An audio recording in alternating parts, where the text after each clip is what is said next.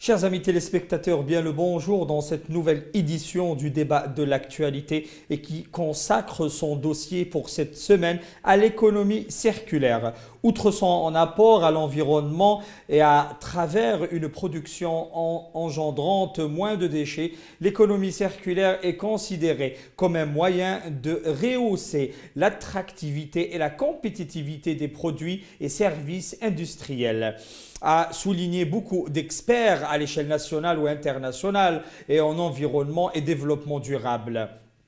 Lors de beaucoup de rencontres organisées à cette issue sous plusieurs thématiques de l'économie circulaire, comme levier de relance de l'industrie nationale, cette économie constitue un gisement pour cette attractivité industrielle et qui permet l'optimisation ainsi que la réutilisation des ressources et des matières nécessaires aux différents processus industriels et qui souligne que même à la capitale Alger, plusieurs experts ont remis en question la performance énergétique avec l'économie circulaire et l'environnement. Et pour discuter de tout cela, nous avons le plaisir de recevoir Madame Besma Belbjawi, expert en économie circulaire et en environnement. Bien le bonjour. Bonjour, merci pour votre invitation. Merci d'avoir accepté notre invitation en cette matinale du débat. Pour commencer, l'Algérie, elle est de plus en plus engagée dans cette économie circulaire qui nous règle beaucoup de problèmes en même temps, les problèmes d'environnement, les problèmes de gestion des déchets et les problèmes de ressources premières. Effectivement, l'Algérie montre une volonté politique pour passer vers une économie plus résiliente, plus verte et plus durable, notamment avec une industrie qui parle d'économie. On parle d'économie circulaire dans l'industrie et dans le traitement des déchets. Il faut faire aussi la différence entre économie circulaire et recyclage. Ce n'est pas la même chose. Quelle différence? On parle d'économie circulaire qui est à l'opposé de l'économie linéaire.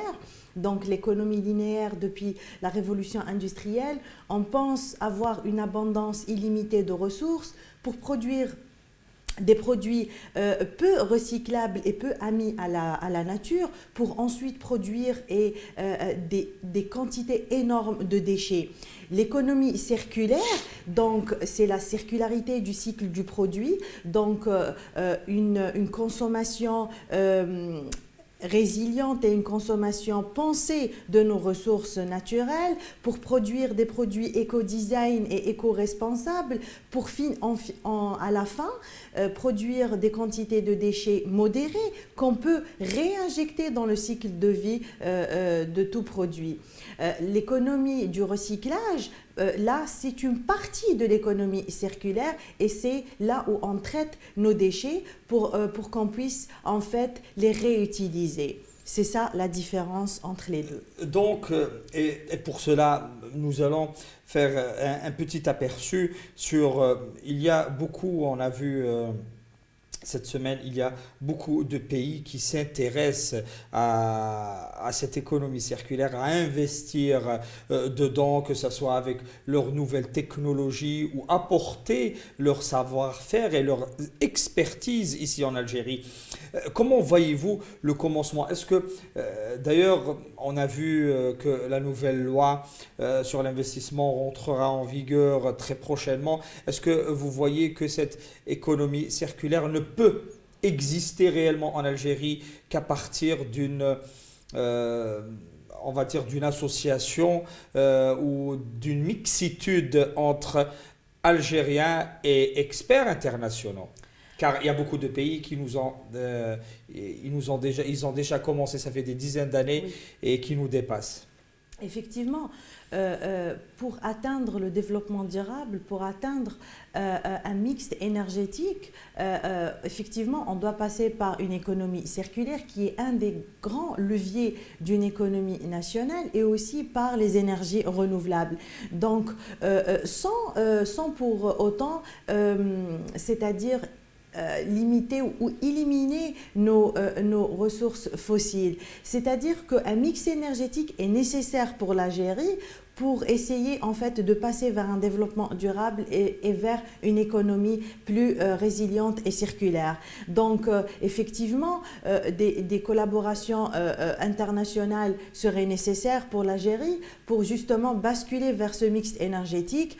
Si on veut toutefois continuer à vendre nos énergies fossiles à l'international et à des prix très compétitifs, il faudra diminuer notre consommation d'énergie interne, de gaz éventuellement, et basculer vers une consommation d'énergie renouvelable, notamment comme le solaire, pour tout ce qui est consommation interne via des stations solaires comme on le voit le lancement du Solar 1000 MW et aussi des stations de proximité et des, comment on dit, les panneaux solaires domestiques pour justement développer cette pensée d'un mix énergétique renouvelable en interne et pouvoir continuer à exporter notre fossile. On a vu aussi avec cette guerre russo-ukrainienne dernièrement, le monde n'arrive pas à faire...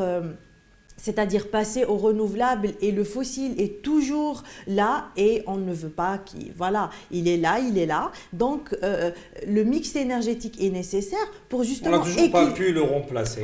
On ne pourra pas le remplacer. Du moins pour le moment. Pour le moment, exactement.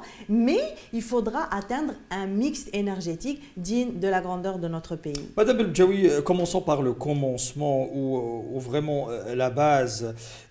Franchement, pour que tout cela commence, au début, il y a un rôle que la société civile doit jouer parce que dans cette économie circulaire, il y a la part du citoyen qui est qui est très grande pour que toute la ligne de cette économie soit liée.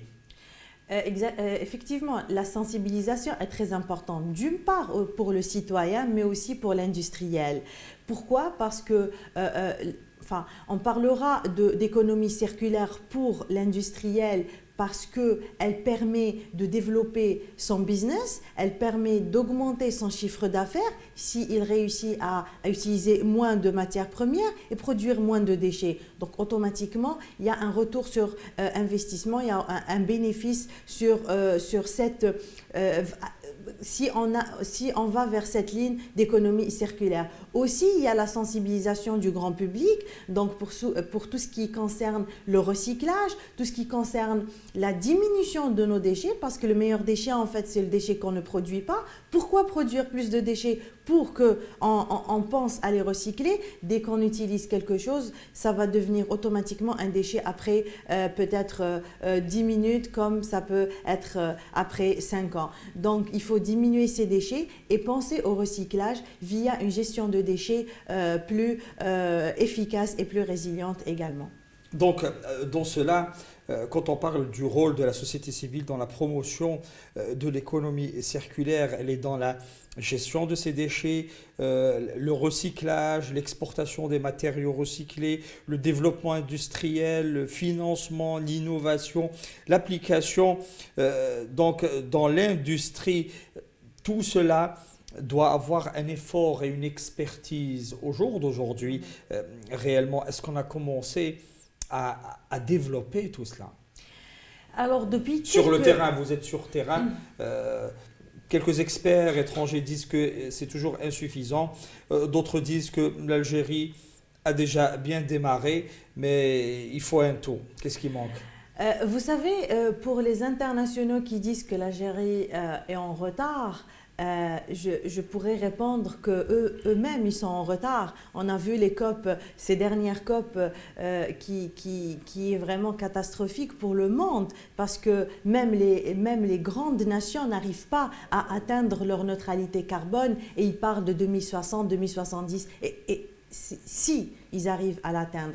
Donc franchement, On a des études en Algérie, on a l'université qui apporte des rapports chaque année et des articles chaque année, des études chaque année pour le passage vers une transition écologique et une transition énergétique également pour l'Algérie. L'expertise est là, l'expertise algérienne est là.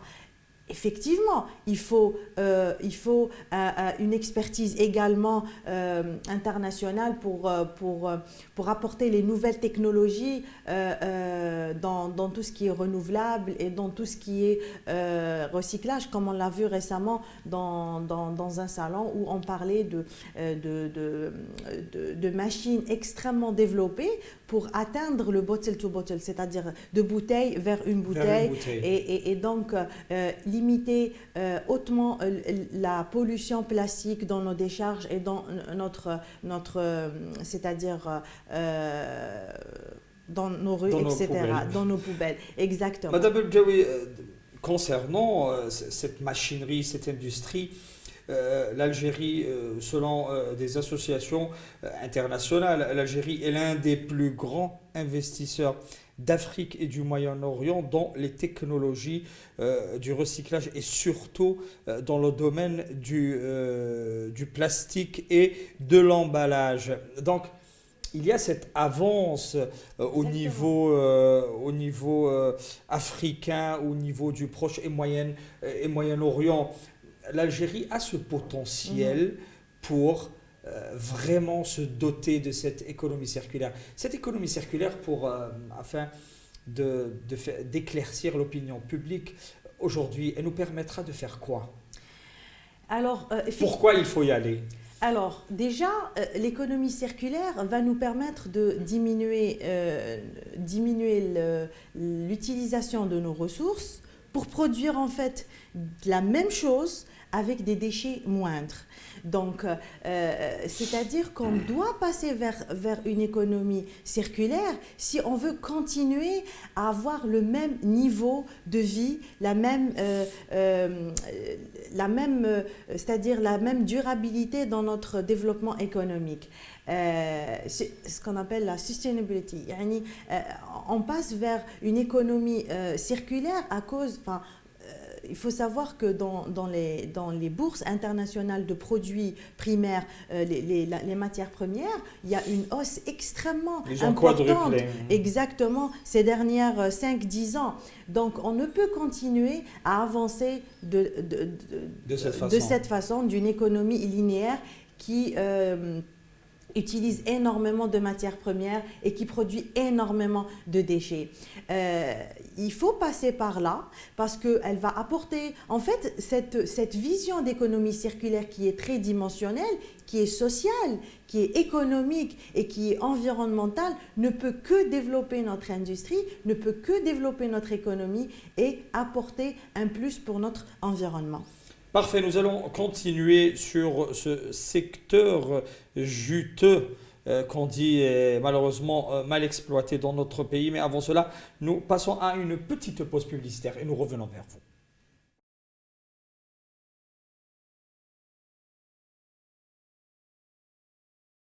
Chers amis téléspectateurs, rebonjour dans cette deuxième partie du débat de l'actualité qui consacre son dossier aujourd'hui à l'économie circulaire, un secteur très juteux et qui attire de plus en plus d'investisseurs, que ce soit à l'échelle nationale ou internationale. Et toujours avec notre invitée, Madame Besma Belbjaoui, expert en économie circulaire et environnement. Rebonjour.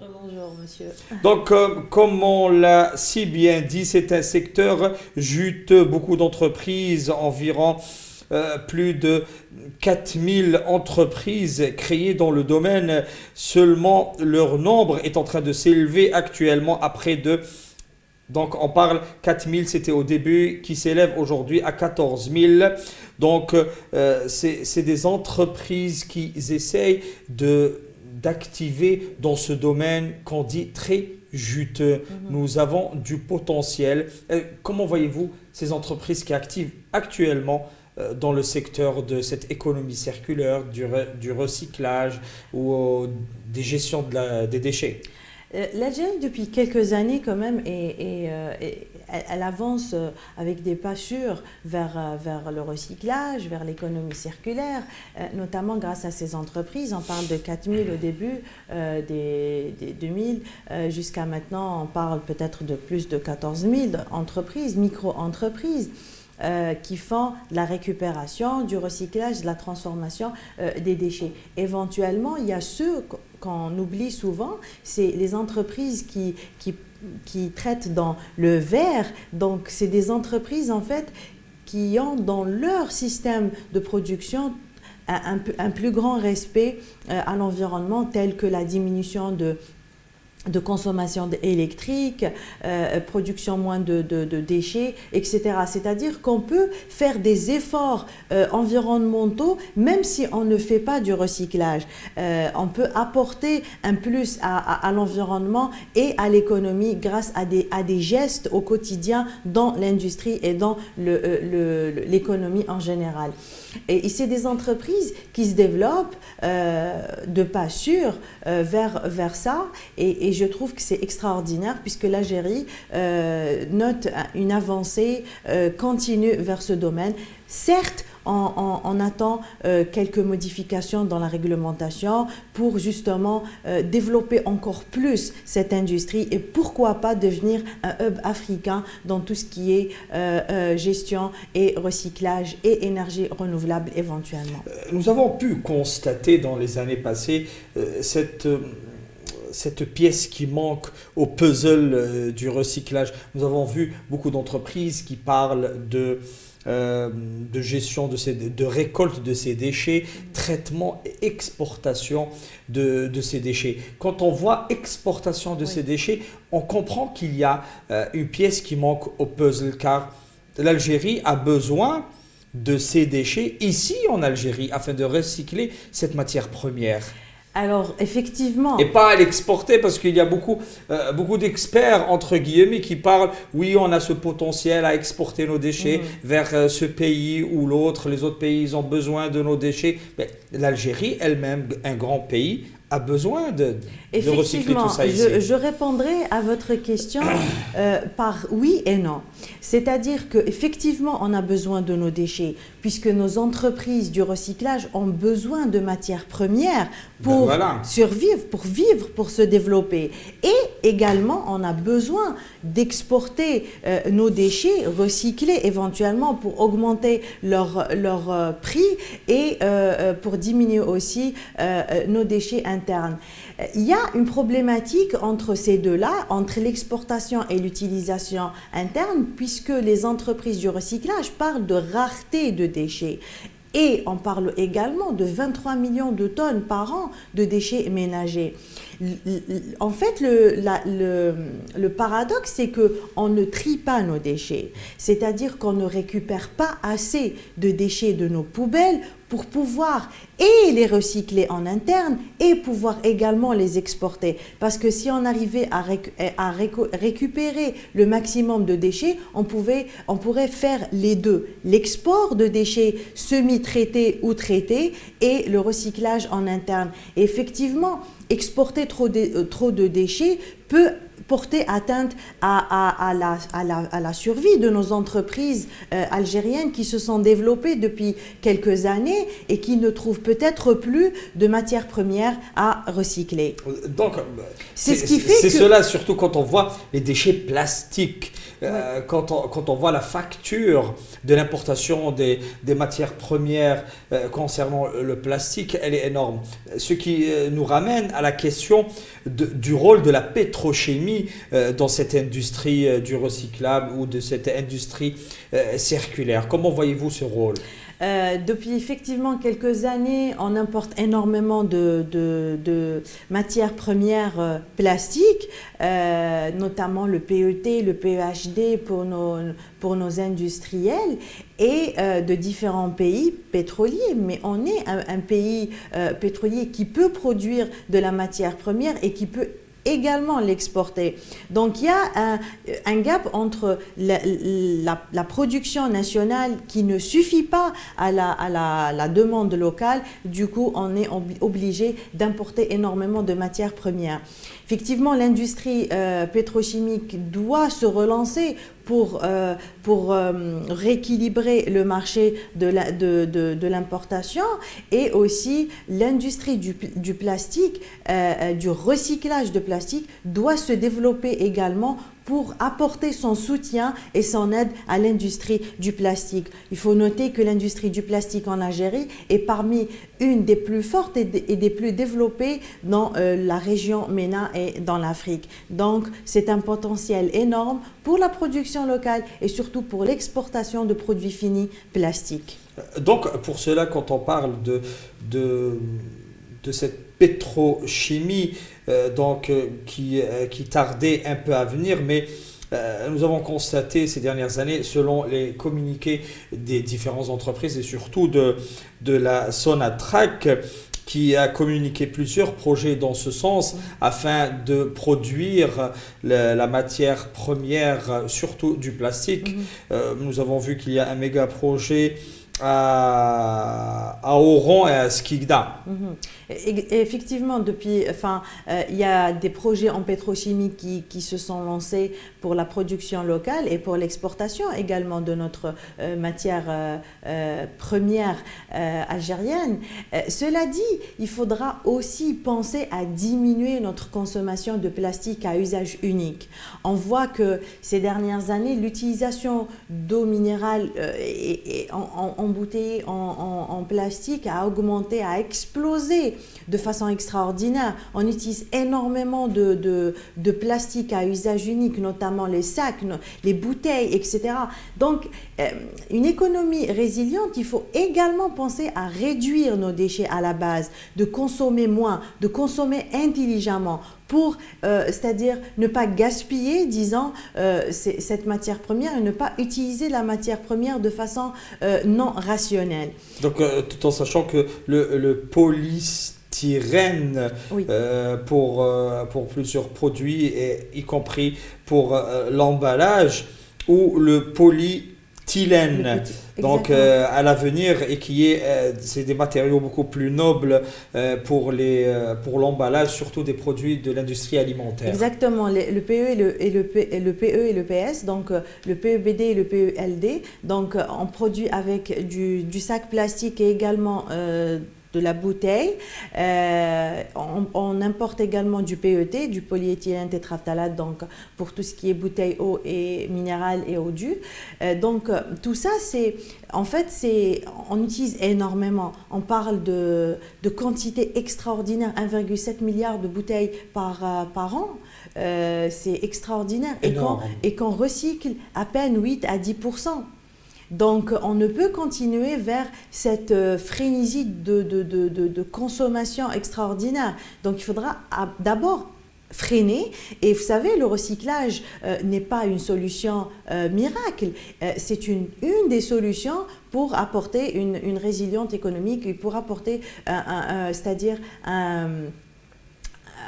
un plus grand respect à l'environnement, mais ce n'est pas la solution miracle. Il faudra un tout, il faudra consommer rationnel, il faudra produire c'est-à-dire éco-design, produire des produits qui peuvent être recyclés. Je vous donne un exemple très simple. Si vous utilisez du PVC dans une bouteille de PET, le PVC et le PET ont la même densité, donc lors du recyclage, ils vont se mélanger et on aura un problème de recyclage de ces bouteilles-là. Donc, il faut ne plus utiliser le PVC pour les bouteilles. Je vous donne des exemples comme ça pour vous dire que c'est une problématique grande avec des solutions multiples et multisectorielles également. Donc, pour dire que le recyclage est la solution, ce n'est pas vrai. C'est une des solutions qu'on peut apporter. L'économie circulaire, c'est un tout, c'est une vision, c'est une pensée, c'est une stratégie que je pense que l'Algérie pourra, c'est-à-dire la mener à bien. Donc, cette stratégie, Madame Belbdjaoui, peut-être qu'elle doit être dans une continuité d'activité en ce sens. Donc, ne voyez-vous pas qu'il faudra d'ores et déjà, y compris la loi sur l'investissement, stabiliser la législation et permettre à tous les opérateurs dans le secteur de travailler dans la sérénité afin de développer cette stratégie?